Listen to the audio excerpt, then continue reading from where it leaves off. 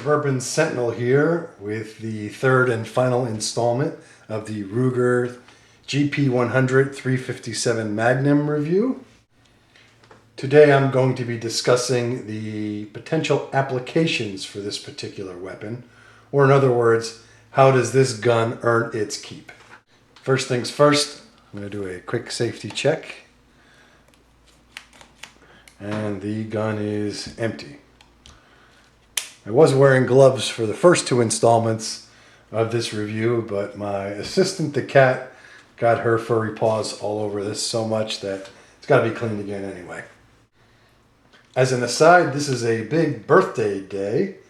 I want to wish my wife, my father, and my aunt a happy birthday. They all have the same birthday, July 7th, so happy birthday to all of you. And I better run out and get my wife a present because she'll be back in about 5 hours. So I don't have much time, so I'm going to have to try to move this review along. So without further ado, let's run through the potential applications for this revolver. First, range gun. The GP100 is an absolute hoot to shoot. The size and weight of the gun do a great job at controlling the recoil. So you can run full house 357 Magnum rounds through this thing all day without killing yourself. Especially with the standard factory grips. The very squishy Hogue grips make this an absolute joy to shoot, even the hottest loaded 357. Second, the 357 Magnum revolvers can also run the 38 Special Plus P and the 38 Special rounds. That's a fairly inexpensive way of getting some target practice or some plinking in. And again, with even less recoil than shooting 357s. Let's move on to the carry applications for this particular gun. As far as open carry, for those of you who can legally do it, open carry is a viable possibility in my opinion. Although the gun's size and weight could be an impediment, if the weight doesn't bother you and you can open carry on a drop leg holster or something of that nature, or a duty belt, I think this is a very good carry weapon. Of course, besides the weight trade-off, you're only looking at 6 rounds. Now, as a civilian, I've never felt undergunned with 6 rounds. So if you're a law enforcement type, perhaps you would prefer the polymer pistol with 17 or 18 rounds, and certainly I can respect that.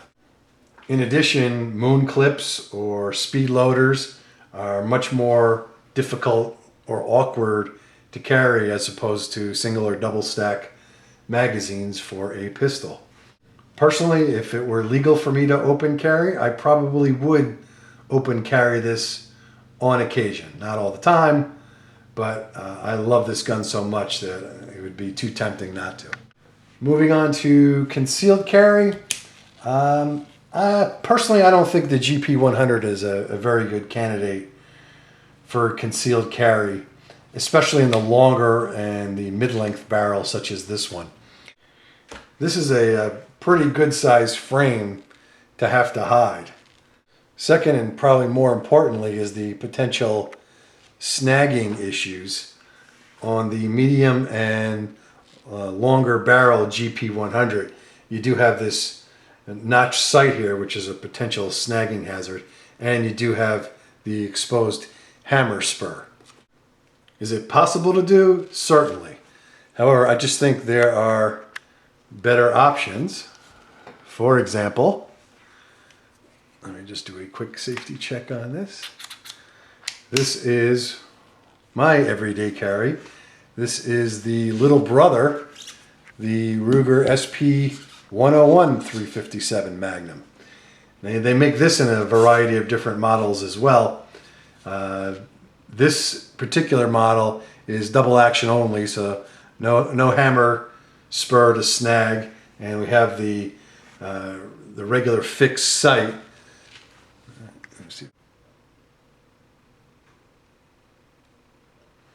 So there's much less potential for snagging here. And the frame is much smaller. Well, not much smaller, but somewhat smaller. The downside is, of course, you're losing one round because this is only a 5-shot revolver. But I think it's a decent trade-off, and this is one of my favorite everyday carries. I'll do a separate review on that gun at some point in the future. So back to the GP. Again, concealed carry, yeah, I don't think I would, just because there are so many other options out there. But if you could only have one gun, certainly I would make the sacrifice. Oh, I also forgot to mention that for concealed carry, if you have the standard grip, the Hogue rubber grips are very sticky, and that is another big potential area for a clothing snag. Moving on to another potential application, a vehicle gun. This would be a great gun to have in your car, truck, ATV, RV, whatever. If you didn't have to conceal the gun or schlep its weight around, this would be a fantastic weapon to have at your disposal. The reliability and the stability of the shooting platform just makes this a wonderful gun to shoot, even from an awkward position, such as out of a car window or from the top of a horse if you're so inclined. I guess that would be kind of cool. Moving on to the next application, Homestead Defender. That is what my wife and I have this particular weapon for. Just as an aside, this is not a primary Homestead Defender. I prefer long guns, specifically a 12 gauge shotgun for home defense. So this is more of a backup weapon for my wife's exclusive use. The GP100 has several advantages as a Homestead Defender or a backup Homestead Defender. First, and probably foremost, is the simplicity of use. This is just a point and press kind of gun. Aim at your target, pull the trigger. That simple. No slides to monkey with, no decockers, safeties, any of that stuff. I think that's especially important if you have a shooter who does not train very much or someone who is not used to stressful situations. The inherent simplicity is just a great advantage. Second, the inherent reliability of the platform and of this model in particular. Again, as a Homestead Defender, you want it to go bang every time. And I have a high degree of confidence that if this weapon is properly maintained and you use very good ammunition, that it will go bang every time. Third advantage is because of the weight of the gun, the stability of the shooting platform. And again, you're launching a very lethal round. The .357 Magnum is a well-proven man-stopper. And of course, like anything else, there are compromises. There are a few downsides to having this as a Homestead defense gun. First is reloads. Again, you're only getting 6 shots with this model revolver. And with a variety of the modern pistols, you can get 12, 13, or 14 or more rounds of very good caliber, 40, 9mm, .357 SIG. So there is the distinct disadvantage of fewer rounds to have at your disposal. In addition, reloading a revolver, unless you're really good at it and practice at it, takes a fair amount of time, especially when compared with a modern pistol. Another compromise is that this GP100 has no rails. So if you're so inclined to put lights, tactical light on the weapon, it would be a much more difficult scenario than having a polymer pistol with a 1913 or equivalent Picatinny style rail where you can just stick a tactical light on the front. Having a light on a weapon is controversial in and of itself, but I think I'll address that in a separate video. So why did we choose this gun? How does this gun earn its keep in our household? Well, first, this was a revolver for the wife. It is a backup revolver to the primary home defense weapon of a 12 gauge shotgun and or an AR-15. I'm not so much concerned about having a light on this particular gun. Having my wife search or sweep the house in case something goes bump in the night is not part of the plan. This gun is designed for her to barricade herself in the bedroom and point the gun at the door, and if it's not me coming through that door, to open fire on anyone else other than a law enforcement officer.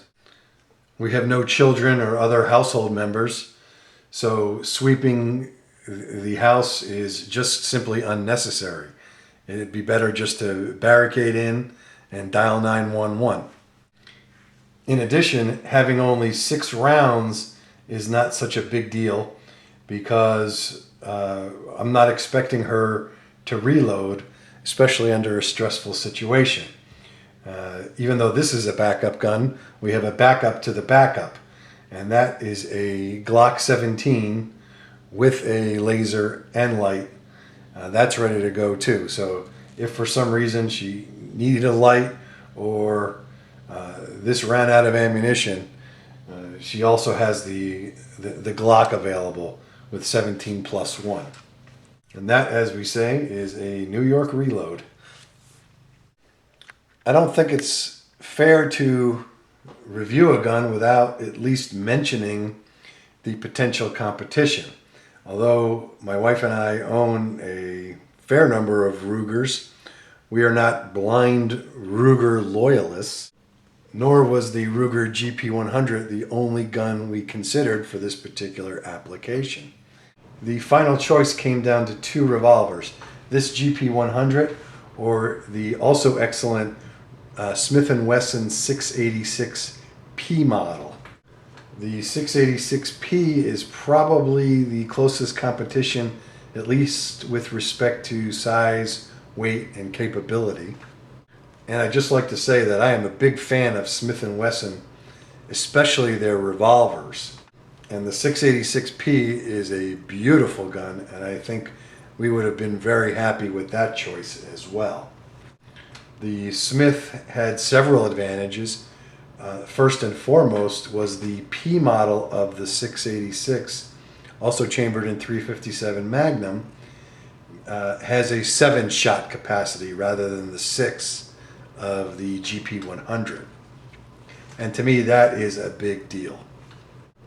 Also, the Smith is more refined than the GP100. Again, the GP100 has that kind of tractor-built ethos to it, and it's a great gun, highly functional, but not very refined.